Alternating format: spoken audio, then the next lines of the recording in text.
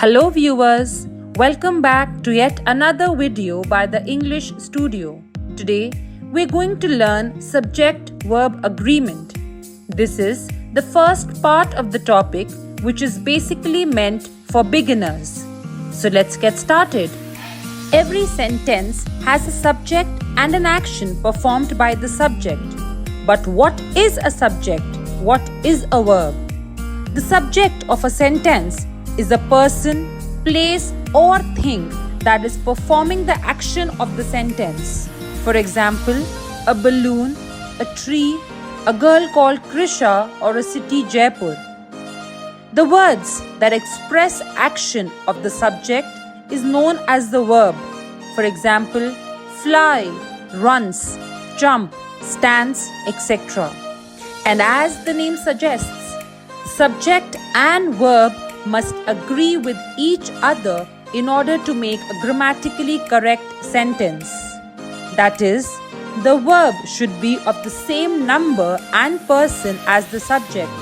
Therefore, a verb must agree with its subject. And this is what is called subject-verb agreement. What does agreement mean here? It simply means that both subject and verb will agree in singularity or plurality. That is, a singular subject takes a singular verb and a plural subject takes a plural verb. Before we proceed to take examples, let us take a quick recap of what singular and plural subject and verb are. Some examples of singular subjects could be table, bench, mango, thief, baby, etc. Their plural forms are formed by adding s, es, ves or ies. For example, table becomes tables, bench becomes benches, mango becomes mangoes, thief becomes thieves, baby becomes babies. There are some exceptions to this as well, where s, es, ves or ies is not added. For example, a child becomes children, mouse becomes mice, foot becomes feet, man becomes men, tooth becomes teeth, and ox becomes oxen. And what about singularity and plurality of verbs? Verbs are just the opposite of nouns in terms of singularity and plurality. That is, verbs with an s are singular and verbs without s are plural. For example, plays, eats, runs, buys. They're all singular verbs, whereas play, eat, run and buy are plural verbs. Coming back to its general rule, I repeat, a singular subject takes singular verb and a plural subject takes a plural verb. Let us take the first example. Sohan plays cricket.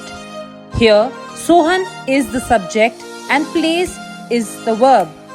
Sohan, being a singular subject, takes a singular verb which is plays in this sentence. The children play cricket. Here, the children is a plural subject and therefore it will take a plural verb with it, that is play and not plays. Some more examples are: that tree causes hay fever. That tree is singular, causes is singular. Those trees cause hay fever, where those trees are plural and therefore the verb cause is also plural. He seems to be averse to hard work. They seem to be averse to hard work.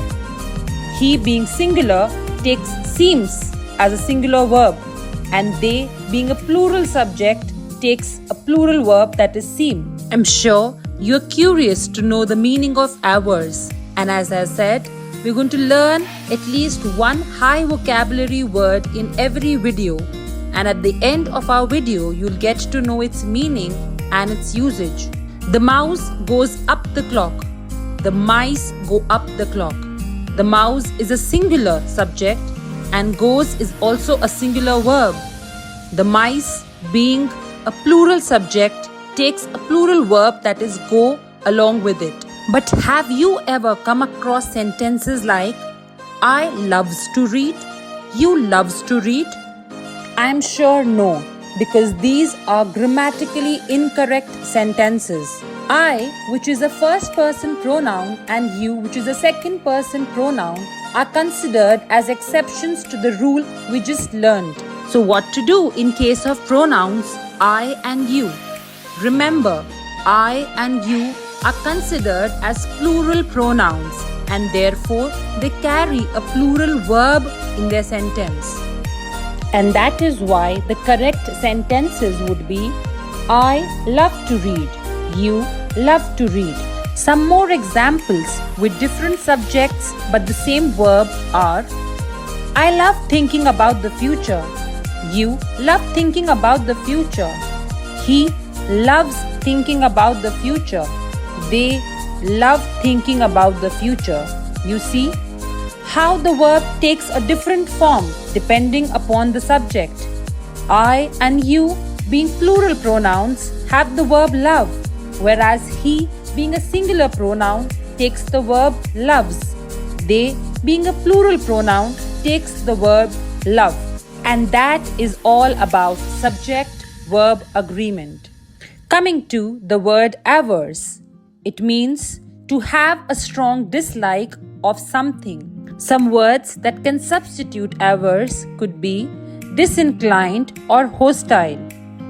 We use this word in a sentence, he seems to be averse to hard work, which means he seems to have a strong dislike for hard work. We have some more rules that govern subject-verb agreement. We shall be doing those rules in part 2 of subject-verb agreement, that is our next video. So please stay tuned for advanced rules on subject-verb agreement. For any information or query, feel free to write to us at theenglishstudio.tes@gmail.com. Don't forget to subscribe to our channel, like, comment and share to keep us going. See you in the next video. Bye-bye.